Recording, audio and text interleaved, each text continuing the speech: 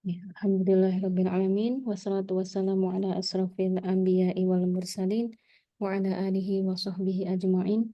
Allahumma shalli ala Muhammad wa ala ali Muhammad. Rabbi shrah li sadri wa yassir li amri wa hlul 'uqdatam min lisani yafqahu qawli. Amin ya rabbal alamin. Alhamdulillah, puji syukur kehadirat Allah Subhanahu wa Ta'ala yang telah mengumpulkan kita semua, ibu-ibu sekalian, dan juga Ustadz Fahrudin di kotak Zoom ini, nggih, untuk saling tolabul ilmi. Ustadz nanti yang akan banyak berbagi, kita yang banyak belajar dari beliau. Mudah-mudahan Allah ridhoi dan Allah turunkan berkah untuk waktu kita dengan adanya kita di sini. Amin. Salawat serta salam semoga senantiasa tersampaikan kepada baginda Rasulullah Muhammad Sallallahu Alaihi Wasallam, uswah hasanah kita, dan semoga kita termasuk ke dalam orang yang mendapatkan syafaat beliau di yaumul akhir nanti, di samping para sahabat, keluarga beliau, para tabiin dan generasi-generasi setelahnya yang senantiasa istiqomah untuk meneladani sunnah beliau. Untuk mengawali sebelum kita masuk ke acara, kita buka terlebih dahulu dengan membaca basmalah. Bismillahirrahmanirrahim.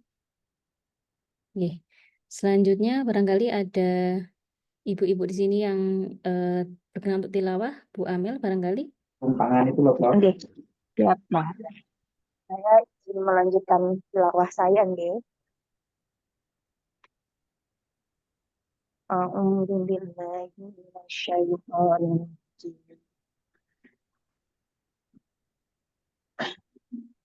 Bismillahirrahmanirrahim. Al-Ahzab ayat 11. Hunalika batuliyal mu'minuna wa zulzilu zilzala syadida wa iz yaqulul munafiquna walladzina fi qulubihim maradun ma wa'adana Allah wa rasuluhu illa ghurura. Wa idh qala ta'ifatun minhum ya ahla yasriba la maqama lakum farji'u wa yasta'zinu fariqum minhum an-nabiyya yaquluna inna buyutana awrah wa ma hiya bi'awrah in yuriduna illa firara. Walau dukhilat alaihim min aqtariha thumma su'ilul fitnata la'atauha wa ma talabbasu biha illa yasira. Walaqad kanu ahadullaha min qablu la yuwallunal adbar wa kana ahdullahi mas'ula. قل لن ينفعكم الفرار إن فررتم من الموت أو القتل وإذا لا تمتعون إلا قليلا. قل من ذا الذي يعصمكم من الله إن أراد بكم سوءا أو أراد بكم رحمة ولا يجدون لهم من دون الله وليا ولا نصيرا. قد يعلم الله المعوقين منكم والقائلين لإخوانهم هلم إلينا ولا يأتون البأس إلا قليلا أشحة عليكم فإذا جاء الخوف رأيتهم ينظرون إليك تدور أعينهم كالذي يغشى عليه من الموت فإذا ذهب الخوف سلقوكم بألسنة حداد أشحة على الخير أولئك لم يؤمنوا فأحبط الله أعمالهم وكان ذلك على الله يسيرا. يحسبون الأحزاب لم يذهبوا وإن يأتي الأحزاب يودوا لو أنهم بادون في الأعراب يسألون عن أنبائكم ولو كانوا فيكم ما قاتلوا إلا قليلا.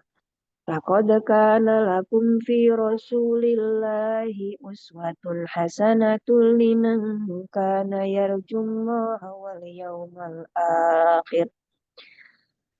لمن كان يرجو الله واليوم الآخر وذكر الله كثيرا ولما رأى المؤمنون الأحزاب قالوا هذا ما وعدنا الله ورسوله وصدق الله ورسوله وما زادهم إلا إيمانا وتسليما من المؤمنين رجال صدقوا ما عاهدوا الله عليه ومنهم من قضى نحبه ومنهم من ينتظر وما بدلوا تبديلا. Allahumma arhamna bil Quran. Sampun Mbak Yani. Ya, Allahumma arhamna bil Quran. Jazakillah khair Bu Amel yang sudah membacakan ayat-ayat tersebut. Mudah-mudahan yang membacanya dan juga yang mendengarkan sama-sama mendapatkan pahala terbaik di sisi Allah Subhanahu wa taala. Oke, pada sore kesempatan ini kita akan melanjutkan kembali kajian rutin kita setiap sebulan sekali di hari Sabtu ya. Kali ini karena kita masuk di bulan Syawal dan masih ada beberapa hari yang tersisa di bulan ini, maka kita tidak melewatkan untuk membahas tentang Syawal ya, amalan-amalan yang utama di bulan Syawal, dan harapannya kita juga mendapatkan gambaran bagaimana Rasulullah dan para sahabat serta sahabiah ya, keluarga sahabat pada zaman tersebut menghidupkan bulan Syawal setelah apa namanya begitu semangatnya beribadah di bulan Ramadan gitu. Ini nanti akan dipaparkan lebih lanjut oleh Ustadz Fakhrudin. Kita mudah-mudahan bisa mendapatkan banyak ilmu dari apa yang beliau sampaikan sore hari ini. Oke, saya langsung persilahkan. Tafadhol Ustadz. Assalamualaikum warahmatullahi wabarakatuh. Waalaikumsalam Waalaikumsalam. warahmatullahi wabarakatuh. Alhamdulillahirabbil alamin wassalatu wassalamu ala asrofil anbiya wal mursalin Muhammadin wa ala alihi wa sahbihi ajmain. Amma ba'd. Puji syukur kita panjatkan kehadirat Allah karena pada sore hari ini kita bisa melaksanakan pengajian.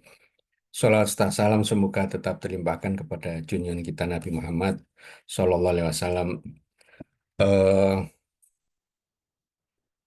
Untuk menghemat waktu langsung saja ya. Jadi eh, kita akan bahas tema tentang menjaga hasil-hasil Ramadan. Jadi langkah pertama yang dulu dilakukan oleh ulama, terutama ulama salaf, itu pertama ya senantiasa berdoa agar apa yang dilakukan selama Ramadan diterima oleh Allah Subhanahu wa taala. Jadi salah seorang tabi'in yaitu Ma'la bin Al-Fadl, beliau mengatakan ya, kanu yad'unallaha ta'ala. Mereka, para ulama, itu berdoa kepada Allah Ta'ala sita ta'ashur selama 6 bulan. Minta apa? An yuballighahum Ramadana. Minta kepada Allah agar mereka itu bisa menjumpai bulan Ramadan. Jadi setengah tahun sebelum Ramadan mereka sudah minta agar bisa bertemu dengan Ramadan. Wa yad'unahu sitata asyhur, dan berdoa kepada Allah selama 6 bulan berikutnya ya. An yutaqabbala an yataqabbala minhum, menerima dari mereka amal-amal kebaikan mereka ya. Jadi berdoa kepada Allah agar apa yang telah mereka lakukan di bulan Ramadan itu diterima oleh Allah Subhanahu wa taala. Jadi diterima oleh Subhanahu wa taala. Dan ini mengisyaratkan beberapa hal ya. Yang pertama bahwa mereka itu berarti secara kuantitas sangat maksimal ya, selama Ramadan itu, sehingga khawatir ibadah yang maksimal secara kuantitas itu mereka khawatir jangan-jangan ditolak oleh Allah ya, sehingga mereka selama setengah tahun itu berdoa terus-menerus kepada Allah agar amal-amal mereka itu diterima oleh Allah. Jadi menunjukkan amal mereka selama Ramadan itu sangat-sangat maksimal dalam hal kuantitasnya. Yang kedua, mereka itu bukan pesimis, juga bukan ya tidak percaya diri bahwa amal-amal mereka itu tidak diterima oleh Allah, tapi memang dalam kaidah beribadah itu harus dilandasi dengan ini istilahnya rojak dan khauf. Jadi cinta kepada Allah, terus rojak dan khauf. Jadi rojak itu kan berharap dengan ibadah yang dilakukan dia mendapatkan ridho dan surga Allah. Dan khauf itu ya dengan melakukan amal ibadah itu biar mereka itu selamat dari murka dan nerakanya Allah. Tapi bagian dari rojak dan khauf itu juga tadi antara berharap amalnya diterima dan khawatir amalnya itu ditolak itu juga bagian dari rojak dan khauf. Jadi dan nasihat dari para ulama bahwa setelah kita menunaikan suatu ibadah, terutama ibadah yang panjang dan berat, itu ya rojak dan khaufnya harus semakin kuat ya, semakin kuat ya. Makanya Hasan Al-Basri ketika melihat ada para pemuda itu selesai ibadah puasa, mereka itu ya euforia, bersenang-senang luar biasa, tertawa-tawa, ya mungkin sekarang ya beli mercon, beli petasan, dan mungkin ya eh, keliling-keliling naik motor itu ya, dan seterusnya. Oleh Hasan Al-Basri, pemuda-pemuda itu ditegur. Jika kalian ini termasuk orang yang amalnya diterima oleh Allah, bukan itu cara mengekspresikan kegembiraan. Dan apabila kalian termasuk orang yang tidak yakin amalnya diterima, seharusnya kalian itu ya menangis sedih, bukan malah bergembira. Jadi itu setelah melakukan amal ibadah yang berat dan lama itu ya seharusnya kita ya berdoa agar diterima oleh Allah. Dan Rasulullah SAW itu ya apa istilahnya mencontohkan doa harian ya. Doa harian itu dibaca oleh Rasulullah setiap pagi itu. Allahumma inni as'aluka ilman nafi'an wa rizqan thayyiban wa amalan mutaqabbala itu. Doa yang sangat populer ya. Allahumma inni as'aluka ilman nafi'an. Ya Allah, aku mohon kepada Engkau ilmu yang bermanfaat, wa rizqan thayyiban dan rizki yang baik, yang halal, wa amalan mutakobbalan dan amal yang diterima. Jadi ilmu kalau tanpa ilmu itu ya amal ibadah tidak diterima oleh Allah, kata Umar bin Abdul Aziz. Kata-kata beliau yang sangat terkenal, eh, seseorang yang beramal tanpa landasan ilmu, dia akan lebih banyak merusak daripada memperbaiki ya. Jadi ya contoh realnya itu ya orang-orang Nasrani beribadah kepada Allah tanpa landasan ilmu ya, sehingga mereka itu dzalin, sesat ya. Sementara orang Yahudi itu mereka memiliki ilmu tapi nggak mau mengamalkan ilmunya sehingga mereka dimurkai oleh Allah, maghdub alaihim ya. Dan kita sebagai Muslim itu ya eh, belajar ilmu, mendapatkan ilmu dan berusaha untuk mengamalkannya. Yang kedua itu doanya kan rizqon thayyiban karena eh, rizkinya itu apabila ya haram atau subhat meragukan itu berimbas pada amal ibadah yang dilakukan. Jadi dikhawatirkan amal ibadahnya tidak diterima oleh Allah karena Allah hanya menerima yang baik-baik. Jadi yang baik itu oleh Allah diangkat ke langit. Sementara yang kotor-kotor itu oleh Allah dikembalikan ke bumi. Makanya harapannya eh, yang kita makan ini ya yang halal-halal, yang toyib-toyib, dengan harapan doa-doa kita akan mustajab dan amal ibadah kita akan diterima oleh Allah. Terus penekanan secara khusus amal yang diterima ya. Jadi itu doa harian. Harapannya ya semua amal-amal yang kita lakukan selama hari-hari itu diterima oleh Allah Subhanahu wa taala. Itu yang pertama. Yang kedua, ya menjaga amalia Ramadan dari pembatal-pembatal ba'da amal ya. Jadi kan ada hal-hal yang membatalkan amal dan pahalanya sekaligus. Ini berarti kan dosa syirik dan kufur atau dosa-dosa yang membuat kita dianggap keluar dari agama Islam. Lain asrokta layak batona amaluka. Ya. Jika kamu syirik, niscaya akan gugur batal amal-amalmu. Jadi jangan sampai kita itu jatuh dalam kesyirikan setelah selesai melaksanakan amal ibadah. Karena jangankan amal kita ya, pahalanya, keislaman kita juga ikut batal ya. Dan apa istilahnya, ini ya kita waspada ya. Jangan sampai apa jatuh dalam kesyirikan. Makanya Rasulullah juga senantiasa mengajarkan doa yang dalam maksurat yang Allahumma inna na'udzubika min an nusyrika bika syai'an na'lamu wa nastaghfiruka lima la na'lamu. Ya Allah, aku berlindung diri kepadamu dari dosa syirik dalam hal-hal yang aku ketahui, yang kami ketahui. Dan aku mohon istighfar kalau terlanjur terjatuh dalam kesyirikan, sedang aku tidak mengetahuinya. Itu dosa yang harus kita waspadai, yang kita menjauhkan diri dari dosa itu. Yang kedua, pembatal pahalanya saja. Jadi bukan membatalkan amal, tapi membatalkan pahalanya.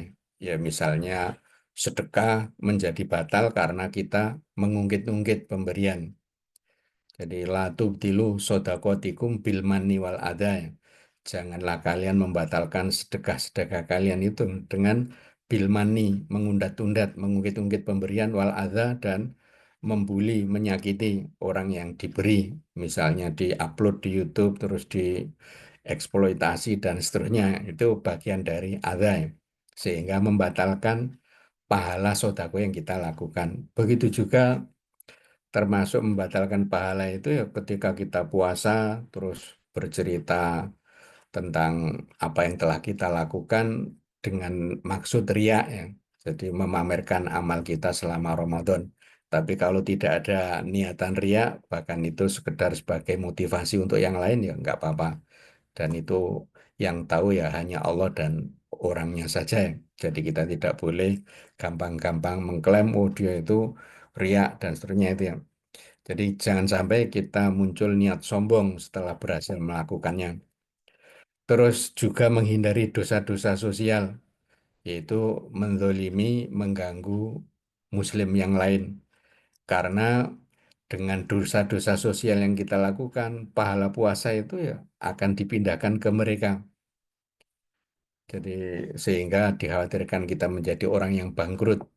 Jadi datang menghadap Allah dengan banyak pahala, tapi dibagi-bagikan kepada orang yang pernah disakiti. Ada yang dipukul, ada yang dicaci maki, ada yang dizolimi. Maka dosa-dosa apa pahala itu dibagikan kepada mereka. Bahkan kalau nanti pahalanya habis, dosa-dosa orang yang terzolimi itu akan ditimpakan kepadanya. Terus mengalahkan timbangan amal kebaikan. Artinya setelah kita selesai puasa itu jangan kita memproduksi lagi dosa-dosa ya. Karena apa istilahnya kalau kita melakukan dosa-dosa baru ya dikhawatirkan nanti pahala kalah beratnya dengan dosa-dosa yang kita lakukan. Sehingga berlaku kaidah itu yang fa'amma man khafat mawazinuhu fa ummu hawiyah. Jadi kalau amal kebaikannya itu ternyata kalah oleh amal-amal dosanya ya, maka tempat kembalinya adalah neraka hawiyah ya.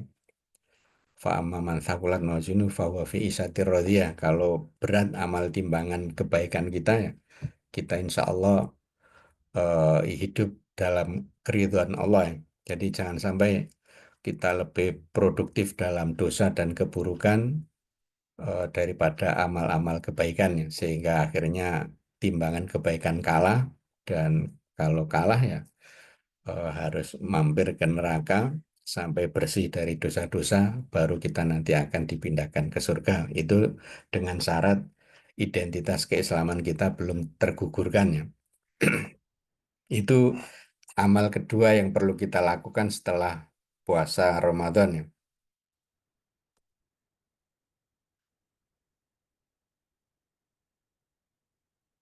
Yang berikutnya, jadi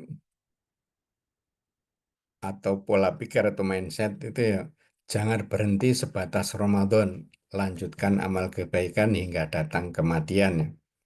Jadi banyak di antara kaum muslimin itu yang istilahnya itu menjadi Ramadhanian, jadi menjadi semangat menjadi ahli ibadah tapi musiman selama Ramadan saja, sehingga dia digelari dengan Ramadhani.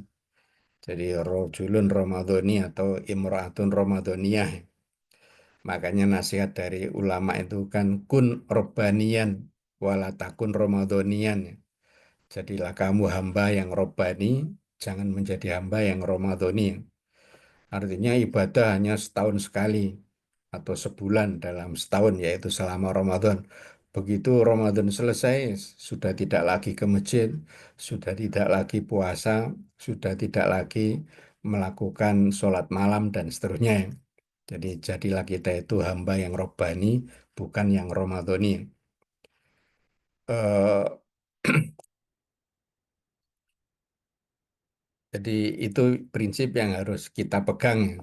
Jadi kita menjadi hamba Allah sepanjang hidup kita, bukan hanya di masa Ramadan saja. Dan ada kata-kata hikmah dari ulama yang lain, man ja'ala ayyama hayatihi ka ayyami Ramadan, barang siapa menjadikan hari-hari kehidupannya seperti hari-hari Ramadan, ja'alallahu lahu akhir hayatihi kal ayat. Maka Allah akan menjadikan untuknya akhir dari kehidupannya itu seperti Lebaran, seperti Idul Fitri ya. Ya, kan kepada orang yang berpuasa itu kan Allah mengatakan atau Rasulullah SAW menyampaikan ya, liso imi farhatani ya. Bagi orang yang berpuasa itu ada dua kegembiraan, farhatun inda fitrihi wa farhatun inda liqa'i rabbih. Jadi kegembiraan ketika berbuka, baik setiap maghrib saat berbuka atau di akhir bulan saat Syawal tanggal 1 itu kita akan gembira. Dan nanti farhatun indaliko irobi, kegembiraan ketika kita bertemu Allah Subhanahu wa taala dan mendapatkan imbalan yang dikatakan oleh Allah, asyamuli wa ana azibihi, puasa itu untukku dan aku yang akan membalasnya secara langsung. Itu kata Allah dalam hadis qudsi. Dan eh, kata-kata itu menunjukkan bahwa pahala puasa itu sangat banyak karena sebelum kata-kata itu dikatakan oleh Allah, itu beliau mengatakan al hasanatu bi asri amthaliha. Jadi amal kebaikan itu dilipat gandakan 10 kali lipat ila sab'i mi'ati dhifin, sampai 700 kali lipatnya. Ila siam, kecuali puasa. Maka sesungguhnya puasa itu untukku dan aku yang akan membalasnya secara langsung. Jadi itu menunjukkan bahwa pahala puasa itu lebih dari 700 kali lipat. Karena sebelumnya sudah diawali amal kebaikan dilipat gandakan 10 kali lipat sampai 700 kali lipat. Kecuali puasa. Berarti puasa tidak masuk ke kelompok itu, kategori itu ya. Berarti puasa itu pahalanya lebih dari 700 kali lipat. Apalagi Allah mengatakan, aku yang akan membalasnya secara langsung. Ya, kita tidak ingin menyerupakan Allah dengan makhluknya. Tapi dalam tradisi manusia itu, kalau ada orang yang nyumbangnya 5.000, 10.000, 50.000 itu biasanya ditulis hamba Allah saja ya. Tapi ketika ada yang menyumbang 1 miliar, itu biasanya diantar sendiri dan diserahkan secara langsung kepada panitia ya. Eh, bukan apa istilahnya, belum pasti itu niatan riak, tapi ingin memastikan bahwa sumbangan besar itu ya sampai kepada yang berhak. Tapi pelajarannya itu ya ketika nominalnya besar ya, orang itu akan menyampaikan secara langsung ya. Jadi terlepas apakah itu riak atau tidak, itu urusan hati masing-masing. Tapi yang jelas kalau nominalnya besar yang disumbangkan, dia akan mengantarkan sendiri. Begitu juga Allah. Beliau atau Allah itu akan memberikan secara langsung pahala puasa itu kepada orang-orang yang berpuasa. Jadi apa istilahnya, kita itu ya kita jadikan kehidupan kita itu ya seperti Ramadan. Jadi aktivitas kita ya seperti aktivitas Ramadan. Jadi ada tilawah yang maksimal, ada puasa, ya, ada sodakoh yang kencang, juga ada zikir dan wirid-wirid yang lain. Jadi seperti Ramadan, seperti Ramadan, ya mulai kita ya tetap jalan. Ya. Jadi itu ketika kita tiba-tiba saja meninggal dunia, kapanpun, ya ibaratnya kita itu akan mendapatkan kegembiraan dari Allah. Seakan-akan kita masuk dalam Idul Fitri yang penuh dengan kegembiraan. Itu artinya di samping doa, terus mencegah diri dari pembatal-pembatal puasa dan pahalanya, ya, kita juga mengubah pola pikir kita. Ya. Jadi jadikan Ramadan itu ya seperti slogan ulama salaf, andai Ramadan itu ya sepanjang tahun, andai Ramadan sepanjang tahun sehingga bisa ibadah secara maksimal. eh itu yang ketiga. Berikutnya ya ini juga sama dengan poin sebelumnya, ya. Jadi artinya kita tetap melanjutkan kebiasaan ibadah yang sudah kita lakukan di bulan Ramadan di bulan-bulan selanjutnya.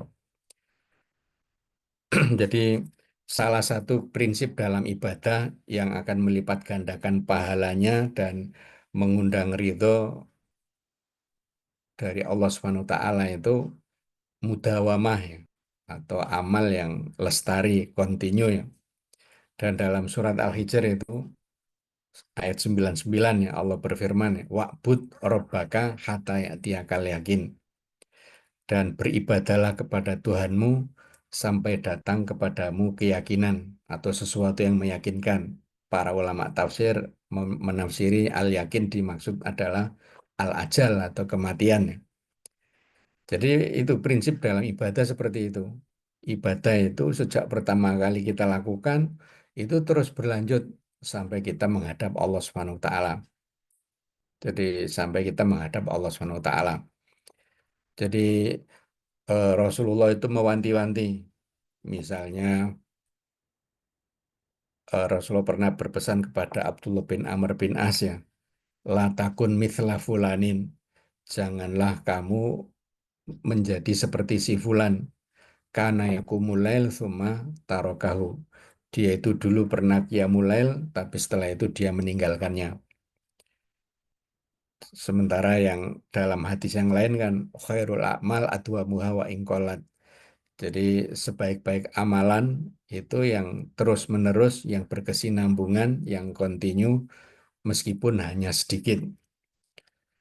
Jadi itu apa istilahnya, prinsip atau mindset yang harus kita bangun, ya, bahwa beribadah kepada Allah itu bukan sebulan 2 bulan, setahun 2 tahun, tapi sampai kita meninggal dan bertemu Allah Subhanahu wa taala. Dan pola pikir seperti ini sudah dibangun oleh Rasulullah pada diri sahabat, ditanamkan oleh Rasulullah pada sahabat, ya. Misalnya Abdul bin Amr bin As, itu Rasulullah mendengar Abdul bin Amr bin As itu apa?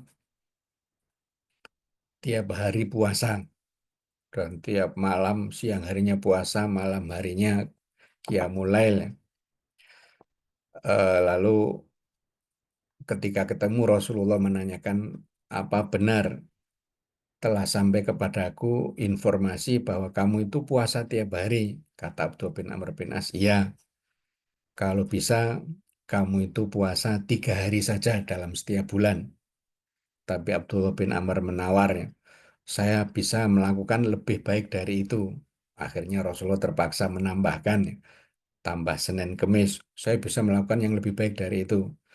Kalau begitu ya puasa Daud.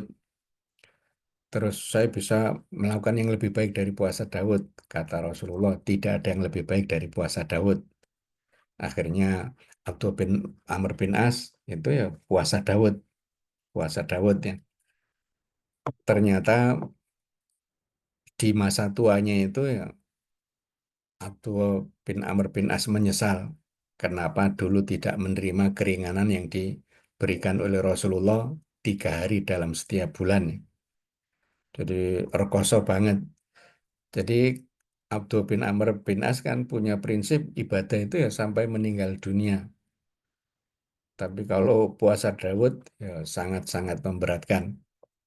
Makanya apa istilahnya ya? eh, Beliau menyesal kenapa nggak menerima keringanan dari Rasulullah puasa 3 hari dalam setiap bulan karena puasa itu kan minimal pahalanya dilipat gandakan 10 kali lipat ya. 3 kali 10 kan 30. Jadi kalau kita sebulan puasa 3 hari berarti itu sama dengan saumud dahar, puasa sepanjang tahun ya. Jadi Abu Hurairah juga mengerjakan seperti itu. Saya ingin ya puasa dan meskipun tidak puasa terhitung sebagai puasa ya. Di Abu Hurairah itu berusaha untuk puasa itu ya 3 hari dari setiap bulan. Jadi meskipun berbuka ya tetap terhitung puasa karena tadi puasa 3 hari itu dikalikan 10 sehingga seakan-akan kita puasa sebulan penuh. Terus faida farog tafansob, apabila kamu telah selesai dari suatu urusan, kerjakanlah dengan sungguh-sungguh urusan yang lain. Jadi ini juga bagi untuk mensiasati sebagian orang ya, yang ada semacam kelelahan fisik atau mungkin kelelahan pikiran, kejenuhan dan seterusnya ya. Maka pengertian istiqomah itu ya tidak hanya puasa dikerjakan terus-menerus, terus sholat malam dikerjakan terus-menerus, tapi ada semacam variasi amal ya. Yang penting itu kan selesai dari satu pekerjaan, menyibukkan diri pekerjaan yang lainnya. Dan ini lebih ringan dan menjauhkan seseorang dari kejenuhan amal atau futur ya. Makanya kan Imam Syafi'i pernah mengatakan laisa lidhi aklin roha. Jadi orang yang cerdas itu tidak mengenal kata istirahat. Karena bagi orang yang cerdas itu istirahat itu ya bukan tidur sepanjang hari, bukan nongkrong-nongkrong di depan televisi atau di depan HP ya. Tapi istirahat bagi orang yang cerdas itu ya ganti aktivitas, ganti aktivitas. Dan istirahat itulah yang eh, sesungguhnya nggak akan pernah seseorang itu merasa jenuh ya. Kalau orang tidur terus dia pasti akan jenuh, bosan tidur ya. Tapi ketika ganti aktivitas baru, maka itu tidak akan pernah jenuh karena dia selamanya beristirahat, tapi istirahat yang produktif ya, yaitu ganti aktivitas. Dan ini yang dilakukan oleh Abdul bin Mas'ud. Abdul bin Mas'ud itu secara fisik sangat pendek, kecil, ya. Setinggi orang Arab duduk ya. Itu postur beliau, tapi beliau dikenal sangat maksimal dalam berbagai macam ibadah. Tapi ada satu kelemahan, mungkin fisiknya lemah, sehingga ketika sedang tidak fit atau kurang sehat, beliau memilih untuk ibadah yang lain di luar puasa. Tapi kalau sedang sehat ya dia nggak apa-apa puasa sunnah. Tapi kalau sedang sakit atau kurang semangat itu beliau memilih ibadah zikir dan tilawah. Jadi beliau tetap istiqomah, beliau continue dalam bingkai kebaikan, tapi yang dikerjakan itu ya variasi ya, tidak satu jenis ibadah, tapi loncat-loncat dari satu kebaikan-kebaikan yang lain. Makanya beliau juga termasuk jadi inspirasi bagi para sahabat yang mengalami kejenuhan amal ya. Abu Musa al-Asy'ari itu beliau ya ketika sholat itu sering memaksakan diri dan ini terlihat dalam dialognya bersama Mu'ad bin Jabal. gimana kamu membaca Al-Quran tiap malam? Ya saya baca Al-Quran tiap malam dalam sholat malam. Terus gimana? Ya saya meskipun lelah, agak ngantuk, saya paksa untuk tetap sholat malam dan membaca Al-Quran. Lalu Mu'ad bin Jabal mengatakan, adapun saya tidak seperti itu. Saya gunakan tidur ketika saya capek dan setelah cukup istirahat saya qiyamul lail atau membaca Al-Quran. Sehingga saya berharap dari tidur saya itu saya mendapatkan pahala sebagaimana saya berharap dari tilawah dan qiyamul lail itu saya mendapatkan pahala juga. Jadi tipe Abu Musa al-Asy'ari ya itu kalau amal itu setengah memaksa itu ya dan harus maksimal. Makanya beliau juga sering mengalami kejenuhan dalam beramal. Salah satu solusinya itu ya silaturahim dan melihat Abdul bin Mas'ud dari dekat sehingga muncul semangatnya lagi. Jadi intinya itu ibadah itu ya sampai kita bertemu Allah meninggal dunia dan polanya itu ya bisa istiqomah dalam satu amal kebaikan yang penting itu tadi continue meskipun hanya sedikit-sedikit. Jadi karena hanya dengan sedikit-sedikit itu kita bisa continue kalau dalam jumlah banyak secara kuantitas ya membuat kita sulit untuk istiqomah. Atau istiqomah dalam arti kita istiqomah di atas kebaikan dan melakukan amal kebaikan yang bervariasi atau berbeda-beda atau selang-seling sesuai dengan kemaslahatannya. Jadi sesuai seperti yang dilakukan oleh Abdul bin Mas'ud tadi. Berikutnya ya mengambil inspirasi dari bulan Syawal.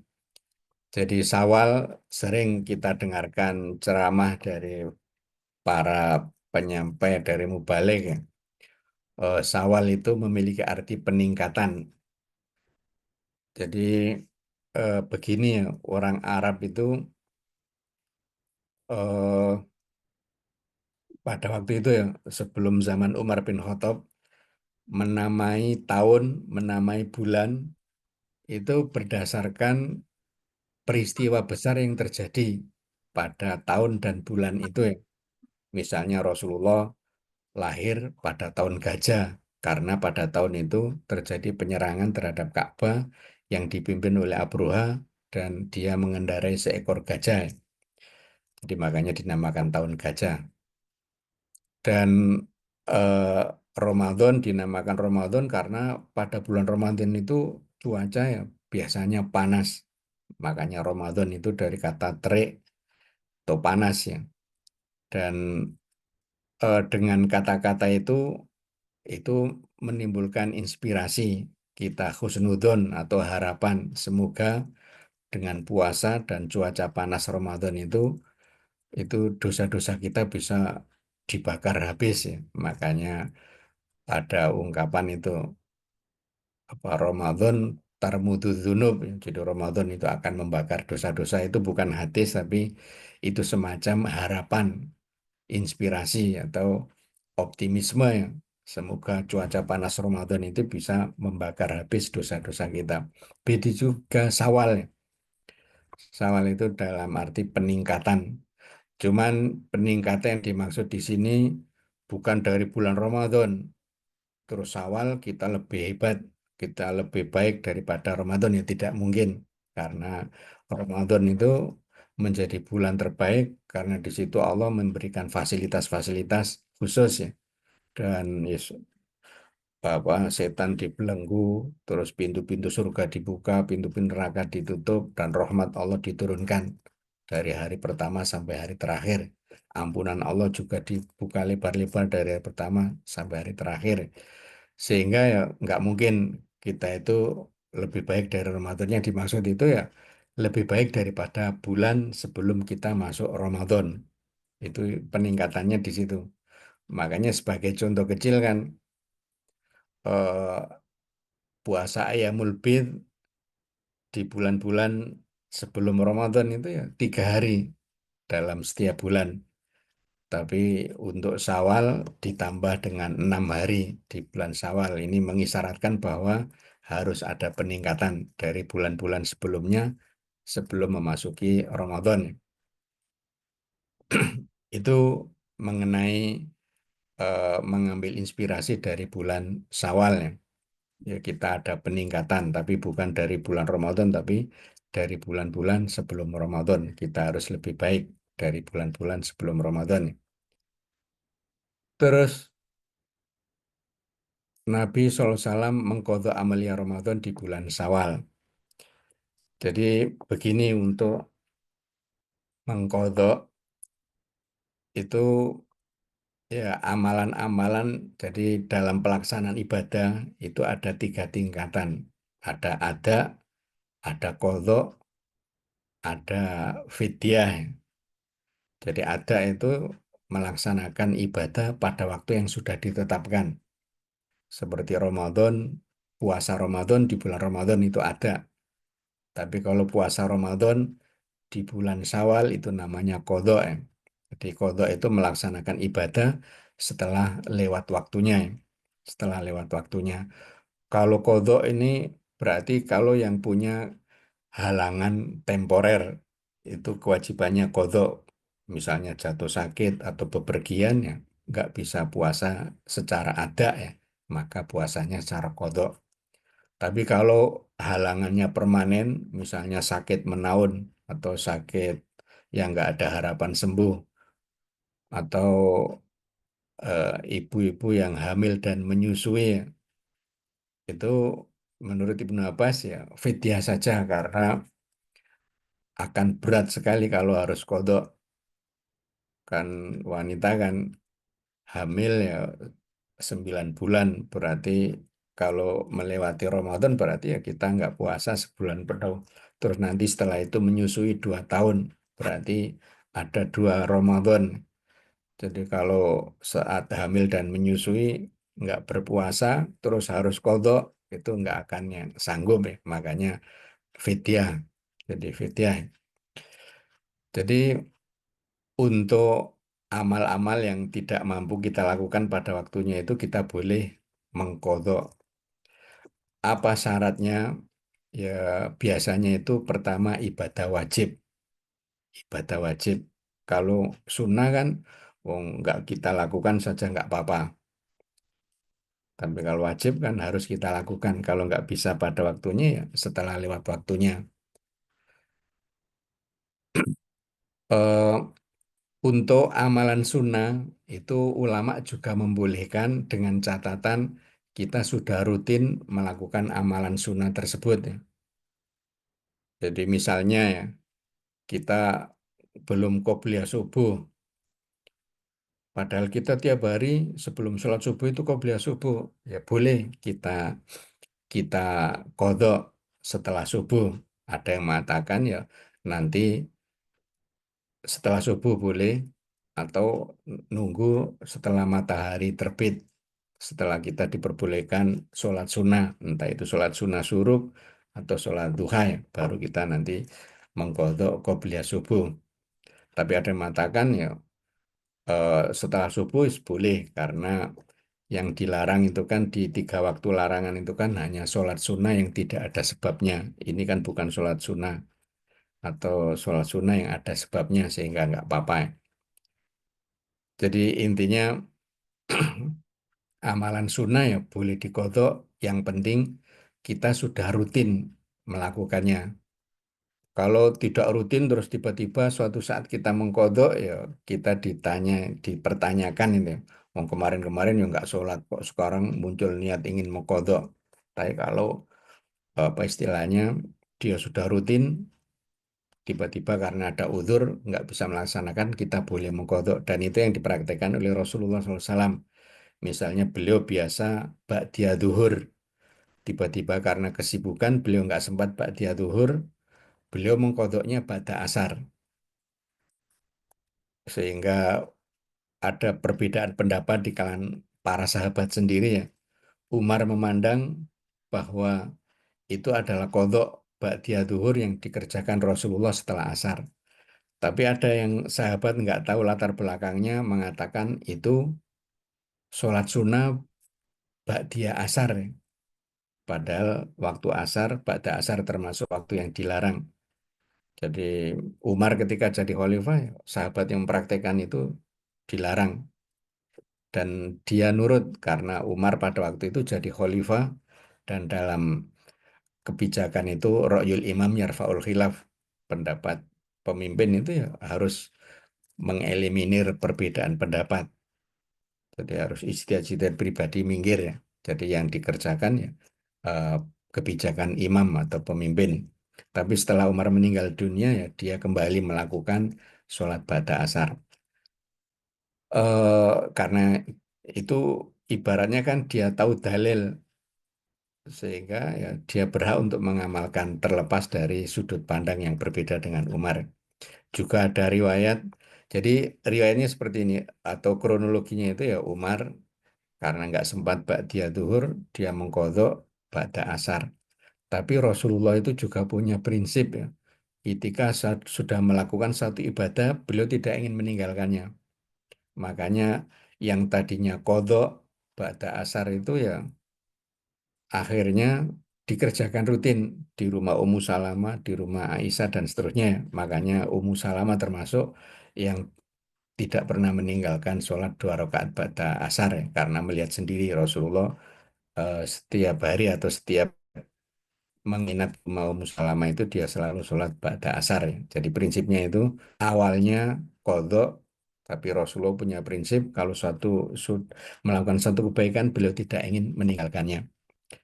Jadi intinya ini ada hadis waqad kana Nabi sallallahu alaihi wasallam yakdhi ma fatahu min auratihi fi Ramadan fi Syawal fataraka fi ami tika fil asril awakhir min Ramadan thumma qadu fi Syawal fatafakal fatakafal asrol awal minhu. Jadi Nabi sallallahu alaihi wasallam mengkodok apa yang terlewatkan dari wirid-wirid beliau di bulan Ramadan. Beliau melaksanakan atau mengkodoknya di bulan Syawal. Jadi apa yang beliau tinggalkan di dalam iktikaf 10 hari selama Ramadan, itu beliau mengkodoknya di 10 hari pertama di bulan Syawal. Ini menunjukkan bahwa mengkodok amalia itu boleh. Mengkodok amalia itu boleh. Karena ya itu tadi, Rasulullah tiap bulan Ramadan itu rutin iktikaf. Tiba-tiba karena itu ada beberapa kali Rasulullah meninggalkan iktikaf 10 hari terakhir di Ramadan. Yang pertama itu beliau pernah bepergian, ya bepergian jihad. Jadi akhirnya beliau tidak iktikaf tahun itu ya. Yang kedua itu beliau iktikaf, ternyata istri-istri beliau eh, ikut iktikaf semuanya. Sehingga kondisinya ya lebih parah daripada di rumah. Kalau di rumah kan hanya ketemu satu istri ketika jatah gilirannya. Ini di masjid malah istrinya komplit ya, sehingga ya akhirnya beliau membongkar tendanya itu terus mengurungkan iktikaf di tahun itu atau di bulan Ramadan itu terus beliau mengkodoknya di bulan Syawal. Jadi Rasulullah sudah rutin. Jadi intinya kalau amal sunnah dan kita melakukan secara rutin kita boleh mengkodok. Jadi untuk kalau amalan-amalan tertentu di bulan Ramadan, tiap Ramadan kita sudah rutin melakukannya, terus tiba-tiba karena udzur tertentu kita nggak sempat melakukannya, kita boleh mengkodoknya di bulan Syawal. Tapi kalau Ramadan tiba, kadang melakukan, kadang tidak, ya tidak perlu mengkodok karena nanti istilahnya itu kita dipermalukan oleh malaikat atau oleh Allah. Oh, kamu kemarin-kemarin nggak kodok kok sekarang nyoba-nyoba kodok ya. Jadi kodok itu bagi yang amal ibadahnya sudah rutin, terus dia meninggalkan karena ada udzur tertentu ya. Jadi ini termasuk amal yang harus kita lakukan setelah Ramadan. Eh, terus untuk mengkodok puasa Ramadan, mayoritas ulama mengatakan waktu kodok dari hari kedua Syawal hingga akhir Sya'ban sebelum Ramadan tahun berikutnya. Itu waktu untuk mengkodok puasa Ramadan yang kita nggak melaksanakan karena udur, mungkin karena datang bulan dan udur-udur yang lain. Waktunya itu dari hari kedua Syawal sampai akhir Sya'ban ya, sebelum datang Ramadan tahun berikutnya. Eh, Wa qad ruwiya an Ummi Salamata annaha kanat taqulu li ahliha mangkana alai Ramadan falyasumhu al-ghad min yaumil fitri faman somal ghad min yaumil fitri faka'annama soma Ramadan wa fi isnadi dha'fun ya. Jadi diriwayatkan dari Ummu Salamah bahwasanya dia pernah berkata kepada kerabat-kerabat wanitanya itu ya, kerabatnya yang perempuan ya, atau yang laki-laki juga, barang siapa yang punya hutang puasa Ramadan maka hendaknya besok min yaumil fitri, dari hari fitri. Jadi hari pertama kan haram puasa. Hari kedua itu langsung puasa kodok ya. Faman somal ghad min yaumil fitri, barang siapa yang berpuasa di hari esoknya setelah Idul Fitri, fakaan nama soma Ramadan, maka seakan-akan dia berpuasa di bulan Ramadan. Jadi karena sambung itu tadi ya, dia nggak puasa di hari pertama karena itu haram untuk berpuasa. Itu ini ijtihad pribadi dari Ummu Salamah, dan penyandarannya kepada Ummu Salamah itu ya ada kelemahan. Cuman secara umum lebih cepat lebih baik ya. Jadi apa istilahnya ya, monggo kalau ada orang-orang yang tamunya sedikit dan sudah bisa puasa ya, tidak mengganggu dan tidak terganggu ya, nggak apa-apa puasa di hari kedua itu. Baik puasa qadha maupun puasa Syawal ini ya. Jadi intinya dari hari kedua itu sudah boleh. Terus ini man adraka Ramadan wa alaihi min Ramadan syai'un lam yakdihi lam yutaqabbal minhu wa man shoma tatawuan wa alaihi min Ramadan syai'un lam yakdihi fa innahu la yutaqabbal minhu hatta yasumahu. Jadi barang siapa menjumpai Ramadan lalu setelah itu dia punya hutang Ramadan, puasa Ramadan. Jadi barang siapa menjumpai Ramadan dan dia punya hutang Ramadan tahun kemarin yang belum sempat dia qadha ya, lam yutakobal minhu, maka tidak diterima eh, puasanya itu ya, puasa darinya. Jadi dia punya utang Ramadan kemarin, terus puasa Ramadannya itu tidak diterima. Terus waman soma tatawuan, dan barang siapa sholat puasa sunnah, sedangkan dia punya hutang puasa Ramadan yang belum dia kodok, maka puasa sunnahnya tidak diterima sampai dia mengkodok puasa Ramadan terlebih dahulu ya. Hadis riwayat Ahmad. Oleh sebagian ulama hadis ini dihasankan, tapi oleh Syekh Su'aib Al-Arnaud itu dilemahkan ya. Jadi ya pelajaran yang bisa kita petik ya, sebagai bentuk kehati-hatian saja. Kita puasa Syawal itu kalau bisa ya kodok dulu baru Syawal, karena kodok wajib sedangkan Syawal itu sunnah. Tapi kalau seandainya tidak bisa ya nggak apa-apa, kita Syawal dulu baru puasa kodok ya. Karena tadi sudah disampaikan menurut jumhur itu dari hari kedua sampai Ramadan tahun berikutnya. Eh, ini Abu Salamah bin Abdurrahman menuturkan ya, sami itu Aisyah takulu, aku mendengar Aisyah mengatakan, qad kana alayya sayun min Ramadan, sungguh aku punya hutang puasa Ramadan. Sumal astati an asumahu, lalu aku belum mampu untuk mengkodok puasa Ramadan hatta yaji Sa'ban, sampai datang bulan Sa'ban, yaitu bulan terakhir sebelum Ramadan tahun berikutnya. Wadonantu, dan Abu Salama punya apa, perkiraan atau prasangka ya, anadzalika limakaniha minan nabi, hal itu terjadi pada Aisyah karena posisi Aisyah dari Nabi Shallallahu Alaihi Wasallam ya. Jadi karena sibuk melayani Rasulullah ya, sehingga tidak sempat puasa, mengkodok puasa Ramadan. Apakah kita itu terus mengambil kesimpulan berarti dan ini juga untuk melemahkan hadis Ahmad tadi ya. Masa Aisyah itu nggak puasa sunnah karena belum kodok kecuali di bulan Sa'ban. kemungkinan itu kan sangat kecil. Masa Aisyah nggak puasa sunnah?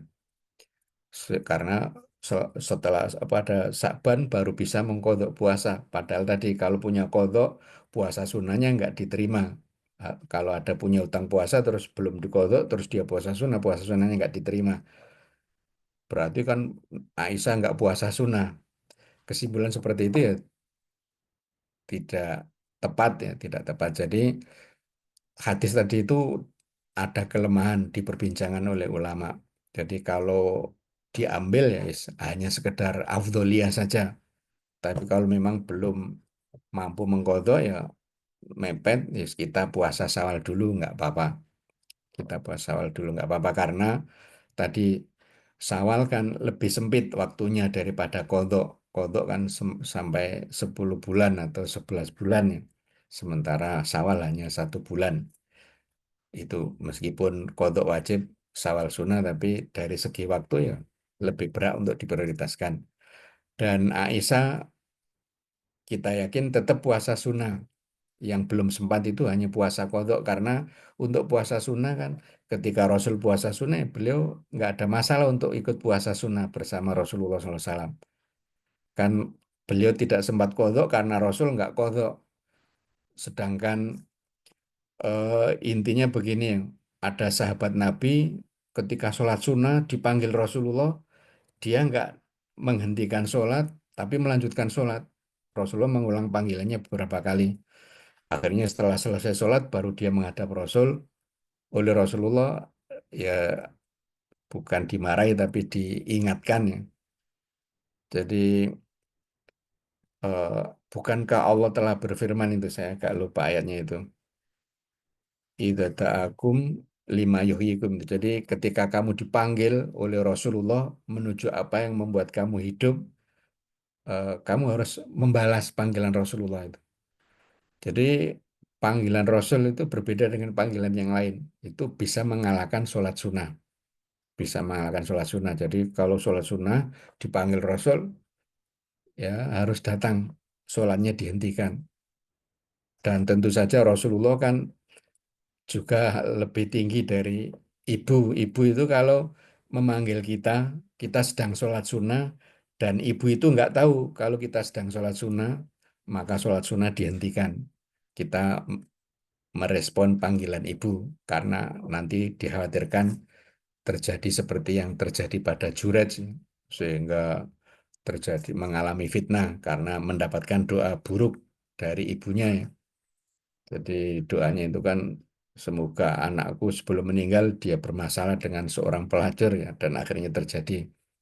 Jadi tapi kalau ibu tahu kita sedang sholat sunnah ya kita selesaikan sholat sunnahnya. Tapi kalau nggak tahu eh, kita harus menghentikan sholat sunnah untuk apa merespon panggilan ibu.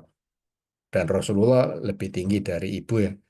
Sehingga panggilan beliau ketika kita sudah sholat sunnah ya kita harus menghentikan sholat sunnah untuk menyahut atau menyambut panggilan Rasulullah.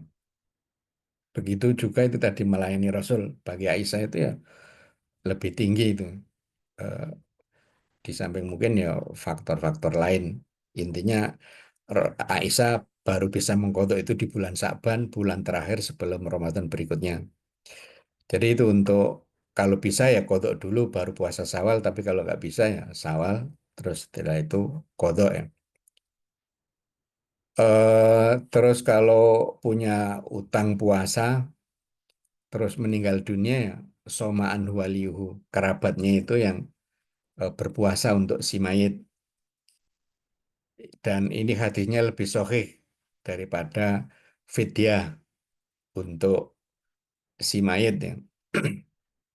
Jadi man mata wali siamun somaan walihu barang siapa meninggal dunia sedang dia punya utang puasa maka ahli warisnya berpuasa atas nama si mayit. Itu hadisnya riwayat Muslim. Tapi ada hadis riwayat Tirmidzi dan yang lainnya man mata wali siamu sahrin barang siapa meninggal dunia dia punya utang puasa Ramadan fal yut'im anhu makana kulli yaumin miskinan hendaknya dia bersedekah makanan untuk setiap harinya itu satu orang miskin, yaitu satu mud atau memberikan ya buka kepada orang miskin. setiap harinya itu satu orang miskin. Tapi hadisnya ini ada kelemahan, tapi boleh dipakai, tapi prioritas kedua karena tadi sudah disampaikan urutannya itu ya ada baru kodok, kemudian setelah itu fidyah kalau kodok nggak sanggup. Jadi misalnya kok ahli warisnya ini eh, ringkih-ringkih sakit-sakit ya fidyah saja untuk si mayit, tidak harus mereka yang berpuasa untuk si mayit ya. Eh, terus setelah kodok ya kita puasa Sawal, man soma Ramadhana tsumma atba'ahu sittan min Sawal karena kasih dahr, hadis riwayat Muslim ya. Barang siapa puasa Ramadan, kemudian dengan mengiringinya dengan puasa 6 hari di bulan Sawal, maka dia telah melakukan puasa seperti puasa sepanjang tahun ya. Atau dia telah melakukan puasa sepanjang tahun. Dan eh, puasa Sawal itu kedudukannya ya ada khilaf di kalangan ulama, tapi sebagian ulama mengatakan puasa yang paling utama itu ya yang sifatnya rutin itu ya. Itu ya puasa Sakban dan puasa Sawal. Karena itu ibarat qobliyah dan ba'diyah. Kalau duhur itu kan ada qobliyah ba'diyah. Qobliyah duhur, ba'diyah duhur. Ramadan ini juga ada qobliyahnya yaitu puasa Sakban dan puasa Sawal. Sehingga apa istilahnya rawatib itu kedudukannya sangat mulia ya dan pahalanya sangat besar. Makanya kan ketika ada orang setelah sholat isya kok langsung taraweh, itu sebaiknya ya ba'diyah sholat isya dulu karena kedudukannya lebih tinggi ba'diyah daripada taraweh. Begitu juga untuk puasa Syawal ini juga memiliki kedudukan yang tinggi seperti dalam kitab Lataiful Ma'arif itu. Terus eh, Ramadan apa puasa Syawal itu ya yang baku itu kan 6 hari. Tapi seandainya lebih, monggo. Eh, Usama menuturkannya, kuntu asu musahron minasana. Saya dulu puasa sebulan dari setahun. Ya, yang dimaksud adalah puasa Ramadan. Faqala li Rasulullah SAW, aina anta min Sawal. Terus bagaimana posisi kamu dari puasa Sawal? Fakanu Usama idza aftara asbahal ghad iman min Sawal hatta ya'ti al akhiri. Jadi ketika terus ditanyakan oleh Rasul seperti itu, lalu kamu hanya puasa Ramadan terus posisi kamu di bulan Syawal itu bagaimana? Akhirnya begitu di tanggal 1 Syawal beliau kan berbuka karena harap berpuasa. Hari kedua itu beliau langsung puasa Syawal sampai akhir Syawal. Yang penting kan eh, tidak sepanjang tahun. Jadi yang tidak boleh itu kan puasa tanpa jeda. Ini kan sudah ada jeda yaitu bulan apa hari Idul Fitri ya. Juga nanti hari Idul Adha. Yang penting ada jeda. Jadi tidak terlarang kalau yang nggak ada jeda sama sekali itu yang dilarang. Jadi beliau Usama itu ya puasa Sawal itu kasiyami Sa'ban seperti beliau puasa Sa'ban. Jadi Rasulullah itu kan tidak pernah puasa sebulan penuh kecuali Ramadan. Tapi beliau paling banyak puasa itu di bulan Sa'ban. Karena itu ibaratnya ya qobliyah Ramadan ya. Ternyata Sawal juga ba'diyah Ramadan. Jadi li'anna kulla syahra ini harimun li syahri Ramadan wa huma yaliyanihi. Jadi intinya itu 2 bulan Sa'ban dan Sawal itu harim ya, pasangan untuk bulan Ramadan. Yang satu qobliyah, yang satu ba'diyah. Jadi intinya 6 hari itu yang baku, lebih dari itu ya lebih baik ya. Terus manfaat puasa Syawal ya, menggenapi pahala puasa sepanjang tahun kan tadi sudah disampaikan.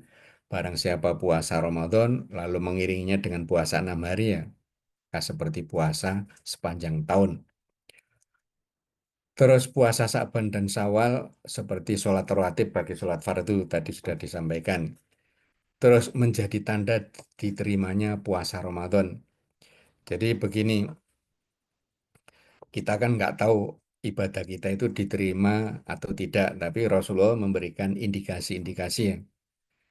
Misalnya wajazau hasanatin hasanatun mithluha. Jadi di antara ya balasan atas amal kebaikan yang kita lakukan, kita itu dimudahkan untuk melakukan amal kebaikan itu sekali lagi atau amal kebaikan itu yang kedua. Jadi kalau kita puasa Ramadan, terus setelah itu puasa Syawal dengan mudah misalnya, atau dengan sulit, itu ya menandakan puasa Ramadan kita diterima oleh Allah, mengindikasikan puasa kita diterima oleh Allah. Apa buktinya atau indikasinya? Ya karena kita akhirnya bisa puasa Syawal 6 hari. Jadi itu sebagai apa istilahnya ya pegangan untuk pribadi kita itu berarti amal Ramadan itu diterima oleh Allah. Buktinya saya termasuk tidak terhalang untuk puasa 6 hari di bulan Syawal. Jadi itu sebagai tanda atau indikasi puasa Ramadan kita diterima oleh Allah karena jaza'u hasanatin hasanatun mithluha wa jaza'u sayyatin sayyatun mithluha, dan eh, hukuman atas perbuatan dosa yang kita lakukan itu kita akan dimudahkan untuk melakukan dosa yang kedua. Makanya agar tidak menjadi mata rantai dosa, kita harus mengiringi perbuatan itu dengan tobat. Maka tobat itu bisa memutus mata rantai dosa. Tapi kalau kita nggak tobat, akan melakukan dosa kedua akan mengantarkan kita ke dosa yang ketiga dan seterusnya. Terus puasa Syawal itu sebagai ungkapan syukur atas nikmat Ramadan. Walitukmilul iddata walitukabirullah ala mahadakum wala'alakum taskurun. Hendaknya kamu menggenapkan puasa Ramadan ya. Menggenapkan bilangan puasa Ramadan ya. Ya bisa 29, bisa 30. Walitukabirullah ala mahadakum.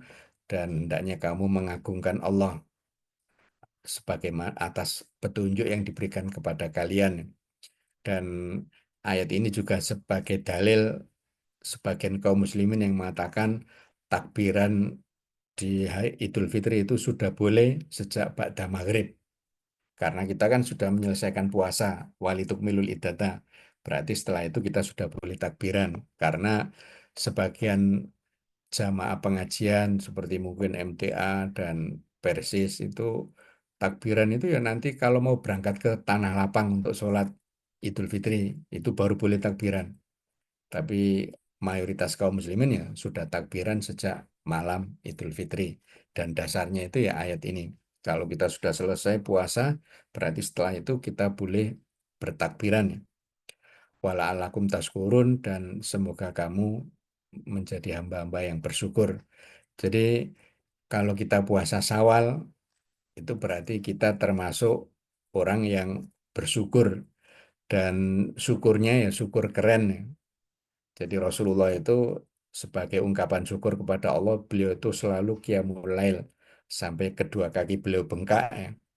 Akhirnya Aisyah kan menegur, ya Rasulullah, kenapa kamu sholat malam sampai kedua kaki engkau bengkak, padahal engkau itu sudah diampuni dosa-dosanya baik yang telah lalu maupun yang akan datang.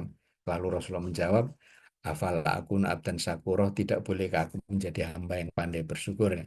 Jadi dengan puasa Syawal itu berarti kita menjadi hamba yang pandai bersyukur, dan syukurnya seperti syukur Rasulullah, yaitu dengan memperbanyak ibadah.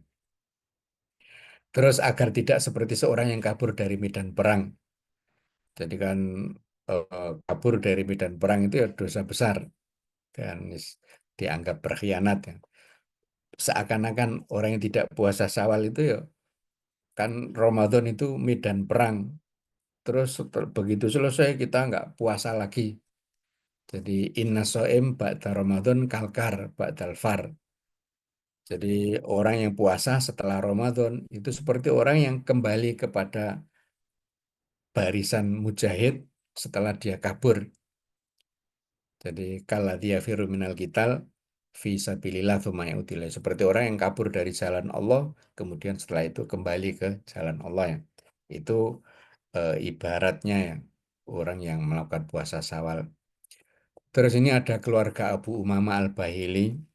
Keluarga Abu Umamah Al-Bahili itu Abu Umamah sendiri, terus Ummu Umamah, istrinya Abu Umamah, dan budak atau pelayannya itu dikenal sebagai orang-orang yang senantiasa puasa sunnah. Eh, jadi Abu Umamah itu minta kepada ya Rasulullah, doakan saya mati syahid. Tapi Rasul nggak mau mendoakan, malah Allahumma salimhum wa ghanimhum. Ya Allah, selamatkanlah mereka dan berikan mereka harta rampasan perang. Akhirnya Abu Umamah termasuk yang selamat terus mendapatkan harta rampasan. Besoknya ketika ada perang, minta didoakan mati syahid, tapi Rasulullah kembali mendoakan yang sama. Jadi akhirnya pulang dengan membawa ghanimah yang banyak ya. Eh, itu beberapa kali seperti itu. Jadi ada sebagian orang itu yang memang doanya dikabulkan karena bagi dia mati syahid lebih baik. Tapi bagi Abu Umamah, apa istilahnya ya, oleh Rasulullah dipandang hidupnya lebih baik daripada seandainya dia mati syahid. Ya karena ada dua orang yang dipersaudarakan oleh Rasulullah. Yang satu meninggal di medan jihad, beberapa hari kemudian itu dia sahabatnya ini meninggal dunia dan tidak mati syahid ya. Terus para sahabat yang mensolati jenazahnya itu berdoa, ya Allah, kumpulkanlah orang ini dengan saudaranya yang lebih dulu meninggal dunia. Tapi mereka dimarahi oleh Rasulullah SAW. Kenapa kalian berdoa agar Allah mengumpulkan dia dengan saudaranya yang lebih dulu meninggal? Bagaimana dengan puasanya? Bagaimana dengan sholat sunnahnya? Bagaimana dengan tilawah Al-Quran? Sungguh jarak antara keduanya itu sangat jauh ya.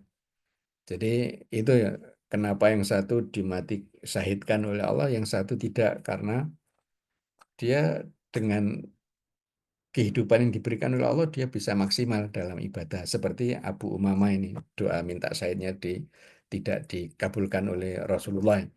Setelah itu akhirnya nggak minta mati syahid lagi, tapi eh, minta ini murni bi amalin, perintahkan aku untuk melakukan satu amal yang terbaik ya. Oleh Rasulullah, alaika bisaum fa innahu la mithla lahu. Hendaknya engkau berpuasa karena puasa itu tiada tandingan. Akhirnya fama ru'iya Abu Umama walam ra'atu wala khotimatu illa sonyaman. Jadi tidak terlihat Abu Umama, begitu juga istrinya, begitu juga pembantunya, kecuali selalu dalam keadaan puasa. Ketika para sahabat menyaksikan ada asap membubung tinggi dari rumah Abu Umama, bisa dipastikan itu karena ada tamu. Karena biasanya mereka itu puasa terus ya. Kok siang hari kok ada asap, itu berarti sedang ada tamu dan Abu Umama keluarganya itu menghormati kedatangan tamu dengan memberikan makanannya.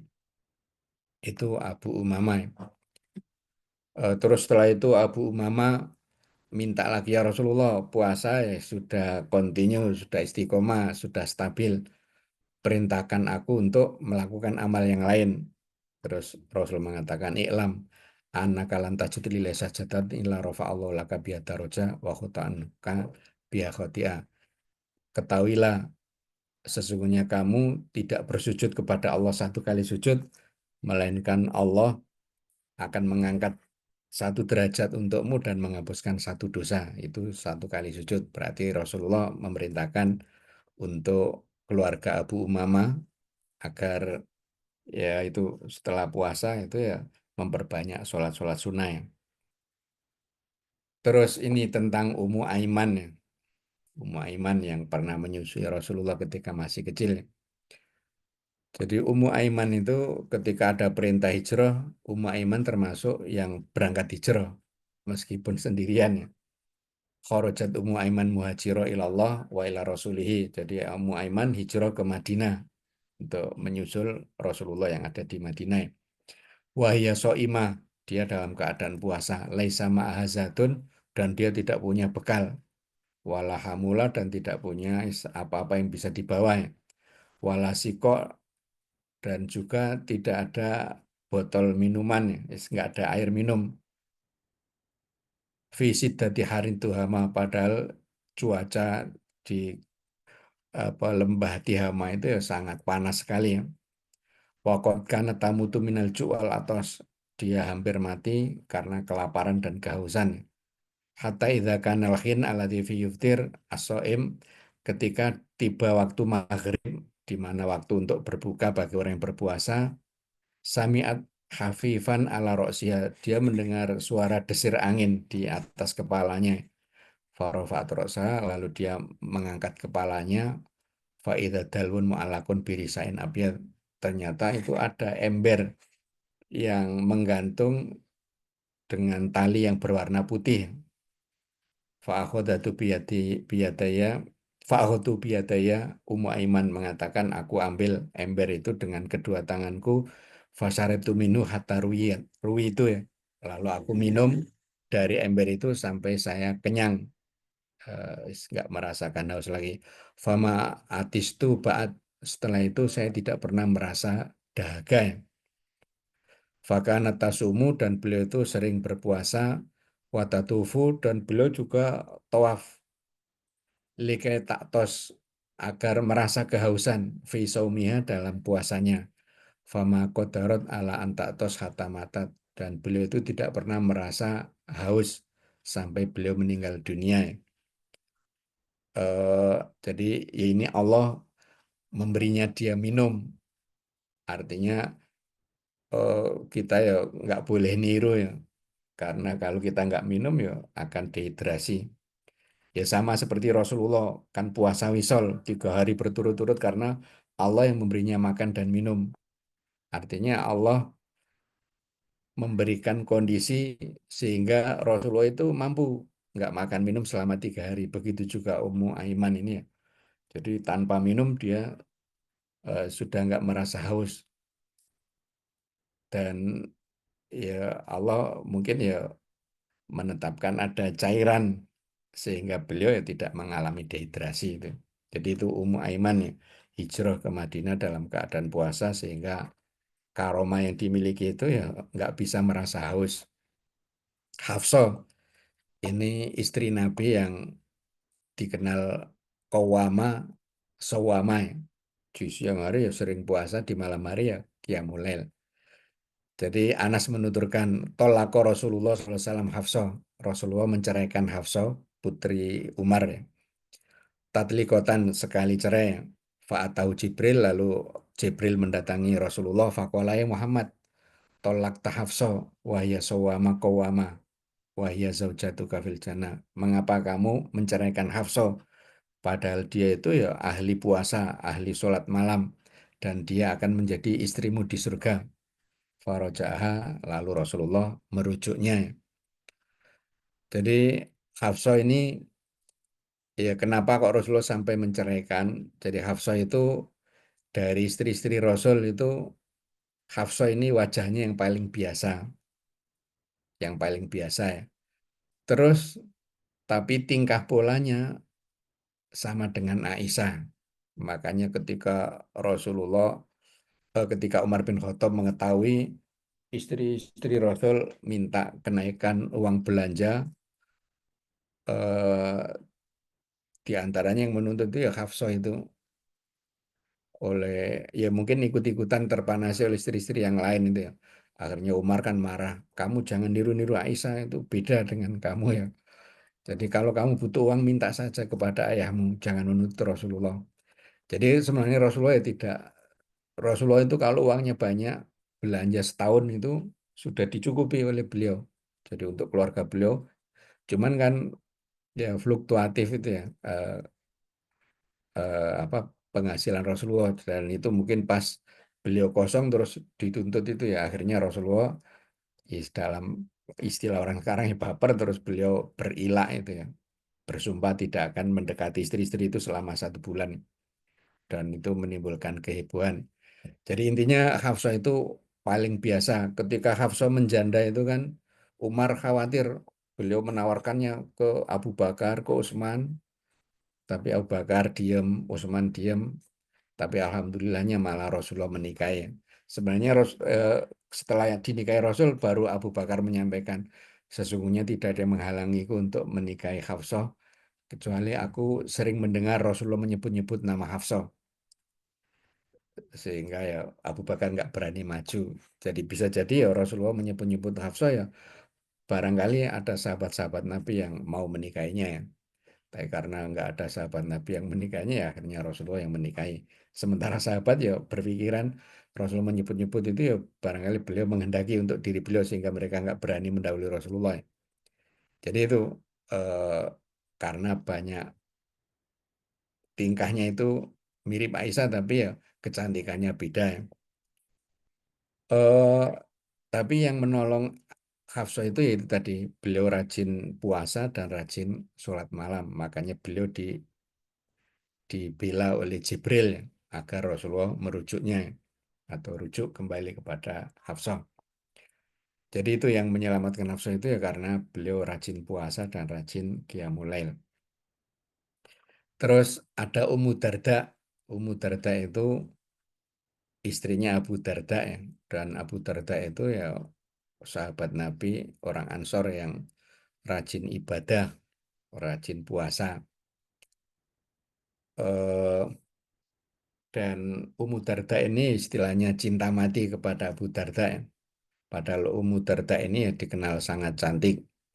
Ketika Abu Darda meninggal dunia, banyak laki-laki yang melamar untuk apa menikahi Ummu Darda, tapi Ummu Darda memilih setia dengan Abu Darda.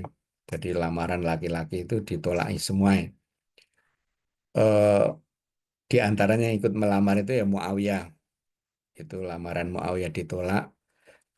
Karena apa? Karena Ummu Darda mendengar hadis dari Rasulullah melalui Abu Darda ya bahwa seorang wanita ketika ditinggal mati suami pertamanya, lalu dia menikah lagi, maka di surga dia bersama suami yang kedua. Itu disampaikan kepada Muawiyah dan aku tidak ridho eh, berdua denganmu di surga meninggalkan Abu Darda. Dia memilih ingin di surga itu berpasangan dengan Abu Darda bukan dengan Muawiyah. Itu hadisnya, hadis ini lebih sahih dari hadis yang kedua. Hadis yang kedua itu apabila seorang wanita punya suami lebih dari satu, tentu saja di waktu yang berbeda ya. Jadi menikah terus cerai atau cerai mati, terus menikah lagi dengan yang kedua, terus mungkin cerai atau cerai mati, terus menikah dengan lagi yang dengan yang ketiga dan seterusnya. Maka dia berhak memilih apakah dengan suami pertama, kedua atau ketiga. Hadisnya ini dari segi sanad lebih lemah, tapi mungkin dari segi nalar ya lebih logis ya. Sehingga wanita diberi pilihan apakah milih yang pertama, kedua, ketiga. Tapi kalau hadis Ummu Darda tadi itu dari segi sanad lebih sahih, tapi mungkin dari segi logika ya, ya apa istilahnya eh, ya bisa jadi menyesal atau gimana ya, karena harus dengan yang kedua. Tapi ya tidak sepenuhnya nggak logis karena apa? Ya karena dia menikah lagi itu kan eh, istilahnya siap dengan kondisi itu atau siap dengan konsekuensinya. Jadi ketika dia memilih menikah lagi itu berarti siap dengan konsekuensi itu bahwa tidak bisa ketemu dengan suami pertamanya. Bagi yang tidak cinta mati seperti Ummu Darda ya nggak ada masalah dengan siapapun nggak ada masalah. Mungkin itu yang bisa saya sampaikan. Kurang lebihnya mohon maaf. Bila taufik wal hidayah. Assalamualaikum warahmatullahi wabarakatuh. Apa Waalaikumsalam. ada pertanyaan? Nggih, jazakallah khair. Ada yang bertanya di kolom chat, Ustadz. Ini Saya bacakan ya. tolong dibacakan nggak bisa. Nggih. Ini dari Mbak Nikmah ada pertanyaan. Apakah ada sholat, tadi terkait dengan sholat rawatib ya Ustadz. Apakah ada sholat rawatib asar? Ini mungkin baik qobliyah maupun ba'diyah. Karena pernah dengar bahwa tidak ada sholat rawatib, khususnya yang apa namanya ba'diyah mungkin ya setelah asar gitu. Tapi Ya, ada sholat qobliyah asar. ya. Ya, jadi untuk rawatib qobliyah ba'diyah itu ada 2 level ya. Yang pertama itu yang muakkadah, yang sangat dianjurkan. Rasulullah tidak pernah meninggalkan, baik ketika di rumah maupun sedang bepergian ya. Itu rawatib muakkadah. Itu ada dalam riwayat itu 10 rakaat, yaitu qobliyah ba'diyah zuhur 2 rakaat 2 rakaat, terus ba'diyah maghrib berarti 6 ya. Terus ba'diyah isya 8, terus qobliyah subuh berarti 10. Itu yang versi 10 rakaat. Kalau yang 12 rakaat itu berarti qobliyahnya, qobliyah zuhurnya 4 rakaat atau ba'diyah zuhurnya 4 rakaat ya. Jadi itu yang 12 rakaat atau 10 rakaat itu muakkadah yang sangat dianjurkan. Terus yang ghairu muakkadah itu ada, yaitu qobliyah qobliyah maghrib itu solu qoblal maghrib, solu qoblal maghrib. Tapi Rasulullah mengucapkan 3 kali, tapi setelah itu liman sa'a. Sholatlah sebelum maghrib, sholat sebelum maghrib bagi yang menginginkan. Kata-kata bagi yang menginginkan itu kan menunjukkan bahwa itu tidak terlalu ditekankan ya. Terus yang kedua itu qobliyah asar. Qobliyah asar dan qobliyah isya. Ini berdasarkan dalil umum ya. Yang pertama itu baina kulli adzanaini sholatun, antara 2 adzan. Jadi antara 2 adzan maksudnya adzan dan iqomat. Karena tradisi bahasa Arab itu kalau ada 2 sejoli itu akhirnya diambil dari salah satunya terus ditambahkan ya dan nun atau alif dan nun. Seperti Abu Bakar dan Umar itu Umaro ini, atau matahari dan bulan itu Komaro ini. Jadi bukan 2 bulan tapi matahari dan bulan. Umaro ini berarti bukan 2 Umar tapi Abu Bakar dan Umar ya. Begitu juga ini baina kulli adzanaini sholatun, antara 2 adzan, maksudnya antara adzan dan iqomat itu terdapat kesunahan sholat. Berarti ini untuk qobliyah sholat 5 waktu itu secara umum. Terus untuk ba'diyah asar itu masih diperdebatkan. Ya kalau main aman ya kita ngikuti pendapat Umar bin Khattab bahwa itu bukan sholat sunnah khusus, tetapi itu sholat kodok karena Rasulullah berhalangan ba'diyah duhur. Itu mungkin lebih aman ya. Jadi itu bukan sholat ba'diyah asar. Tapi bagi yang meyakini adanya ba'diyah asar itu mereka mengatakan bahwa ba'diyah asar itu waktunya itu di separuh yang pertama. Jadi waktu asar itu ada waktu darurat, ada waktu ikhtiar. Waktu ikhtiar itu ya dimulai, kan waktu asar itu masuk ketika panjang bayangan sama dengan panjang benda. Jadi kalau eh, barangnya itu 1 meter, panjang bayangannya itu ya 1 meter juga, itu sudah masuk waktu asar. Sampai nanti panjang bayangan 2 kali panjang benda. Jadi bendanya 1 meter, bayangannya 2 meter. Itu berarti waktu ikhtiar habis. Tinggal waktu darurat. Jadi untuk yang meyakini adanya sholat ba'diyah asar, itu harus dilaksanakan di waktu ikhtiar. Jadi ketika bayangan itu tidak sampai melebihi 2 kali panjang benda. Jadi kalau sudah melewati itu nggak boleh untuk sholat ba'diyah. Itu bagi yang mengatakan ada sholat ba'diyah asar. Jadi masih khilaf. Toh sholat sunnah yang lainnya masih banyak. Yes.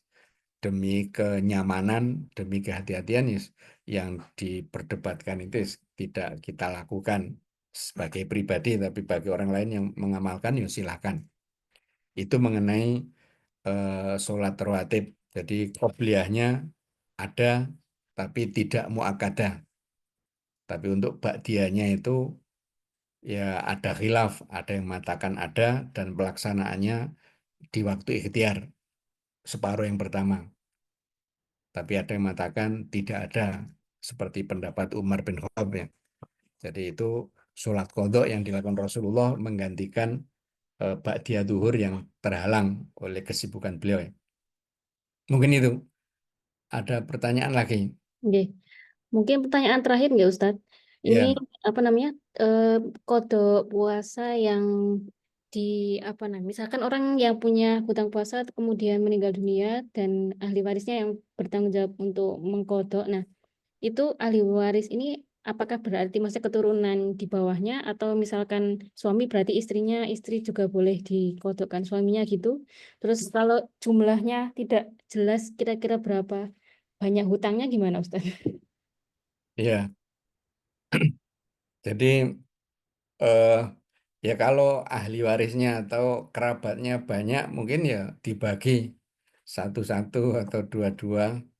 Katakanlah dia sakit sejak awal Ramadan dan meninggal dunia di 1 Syawal misalnya, kan berarti punya hutang sebulan penuh, ya dibagi saja. Kalau kerabat, ya untuk kerabat itu somaan waliyuhu, untuk wali itu dalam kasus tertentu itu ahli waris laki-laki, seperti untuk wali nikah itu ahli waris laki-laki ya. Tapi untuk warisan wali itu ya kerabat yang ashabul furud wal asobah. Jadi yang berhak mendapatkan jatah warisan itu ya wali. Jadi eh, lebih umum, ya berarti laki perempuan, tidak hanya laki-laki saja ya. Itu jadi ya kalau misalnya keluarga kecil ya, ya istrinya, terus anaknya.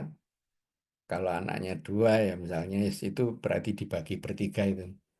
Kalau kakaknya ya mau ya, is- kalau masih punya kakak, punya adik, ya berarti lebih ringan. Itu tapi kalau ternyata ya mereka orang sibuk dan seterusnya, ya kita beralih ke hadis yang kedua riwayat Tirmidzi tadi, meskipun ada kelemahan tapi itu menjadi dasar mazhab Syafi'i ya. Jadi mazhab Syafi'i itu kalau ada orang meninggal dunia punya utang puasa disodakoi, tidak dikodok oleh ahli warisnya ya, oleh kerabatnya. Jadi ya itu alternatif ketika tadi kodok tidak memungkinkan. Jadi tidak memungkinkan ya. Jadi itu kita apa istilahnya eh, kita sodako itu fidyah tadi. Eh, ya kenapa Madzhab Syafi'i mengambil alternatif yang Tirmidzi tadi bersodako untuk si mayit? Ya bisa jadi riwayat Muslim itu ya pada zaman Imam Syafi'i belum sampai ke beliau, atau bisa jadi sampai tapi beliau tidak merasa hatinya sahih ya. Makanya kan Imam Syafi'i sering mengatakan apabila pendapatku bertentangan dengan hadis sahih, maka lemparkanlah pendapatku dan ambillah hadis itu. Atau sering beliau juga mengatakan seandainya hadis ini sahih, niscaya itu menjadi pendapatku ya. Itu dan ternyata hadisnya itu setelah itu kan ternyata diriwayatkan oleh Muslim. Jadi pada zaman Imam Syafi'i mungkin hatinya kurang populer, tapi ternyata setelah itu kan oh Muslim yang meriwayatkan berat. Padahal Muslim kan seleksinya terhadap para perawi yang menjadi narasumbernya termasuk ketat. Sehingga itu bisa jadi kemungkinan itu. Atau juga beliau sedikit menggunakan nalar ya. Jadi kalau membebani ahli waris itu ya memberatkan apa istilahnya. Tapi kalau fidyah itu kan ya bisa diambilkan dari harta si mayit sehingga tidak tidak apa istilahnya memberatkan kerabatnya ya. Tapi apa istilahnya ya yang mengamalkan hadis Muslim tadi ya, yaitu justru apa istilahnya memberi kesempatan kepada ahli waris untuk mendapatkan pahala yang besar karena berhaji untuk si mayit, sholat, bukan sholat ya, puasa untuk si mayit itu ya pahalanya besar. Jadi pahalanya besar. Jadi istilahnya kadang sebagian kita itu kalau nggak dipaksa ya nggak melakukan. Ya seperti Ramadan itu ada sebagian teman mengatakan seandainya Ramadan nggak wajib saya nggak akan puasa. Ini berarti dia termasuk tipe orang yang eh, sebaiknya dia dipaksa. Jadi seperti riwayat Muslim itu, ya dipaksa dia berpuasa atas nama si mayit dan itu lebih baik baginya. Jadi intinya itu, kalau memang kerabat siap mengkodok ya dibagi saja. Siapa yang ngambil jatah berapa ya silahkan. Sehingga nanti genap sesuai dengan jumlah hari yang ditinggalkan oleh si mayit. Tapi kalau nggak ada yang siap, ya boleh alternatif bayar fidyah. Kita memberikan buka saja atau lebih mantapnya buka dan sahur kepada orang miskin. Mungkin itu. Nggih, jazakallahu khair Ustaz. Untuk Baik. pertanyaannya sudah cukup nggih. Ya. Untuk berikutnya mungkin Nyun Sewu minta dipimpin doa dulu sebelum kita tutup oleh Ustadz. Mohon doa kebaikan untuk semua ibu dan mbak yang hari ini bisa join. Tafadhol Ustadz. Eh, Allahumma inna nas'aluka bi anana nasyhadu annaka antallah la ilaha illa antal ahadus samatul ladzi lam yalid wa lam yulad wa lam yakul lahu kufuwan ahad. Allahumma sholli ala Muhammad wa ala ali Muhammad kama sholaita ala Ibrahim wa ala ali Ibrahim wa barik ala Muhammad wa ala ali Muhammad kama barakta ala Ibrahim wa ala ali Ibrahim fil alamin innaka Hamidum Majid. Allahumma ij'al tajammu'ana hadza tajammu'an marhuma waj'al tafarruqana min ba'di tafarruqan ma'suma. Rabbana arinal haqqo haqqo warzuqna tiba'ah wa arinal batila batila warzuqna ijtinabah. Rabbana dzalamna anfusana wa illam taghfir lana wa tarhamna lanakunanna minal khasirin. Rabbana inna nas'aluka ilman nafi'ah wa rizqan thayyibah wa amalan mutaqabbala. Rabbana atina fid dunya hasanah wa fil akhirati hasanah wa qina adzabannar. Subhana rabbina Subhana rabbika rabbil izzati amma yasifun wa salamun alal mursalin walhamdulillahi rabbil alamin. Wassalamualaikum warahmatullahi wabarakatuh. Waalaikumsalam warahmatullahi wabarakatuh. Jazakallahu khair. Terima kasih Ustadz sudah menyampaikan banyak sekali ilmu, kemudian menjawab pertanyaan kami dan juga mendoakan kami semua. Mudah-mudahan semua kebaikan tadi juga kembali ke Ustadz. Mohon maaf apabila ada hal yang kurang berkenan dalam penyampaian hari ini. Semoga bisa menjadi perbaikan di kesempatan yang berikutnya. Izin saya tutup. Mari kita akhiri dengan membaca hamdalah. Alhamdulillahirabbil alamin. Dan doa kafaratul majelis. Subhanakallahumma wa bihamdik asyhadu an la ilaha illa anta astaghfiruka wa atubu ilaik. Wa minkum wassalamualaikum warahmatullahi wabarakatuh. Waalaikumsalam Waalaikumsalam warahmatullahi warahmatullahi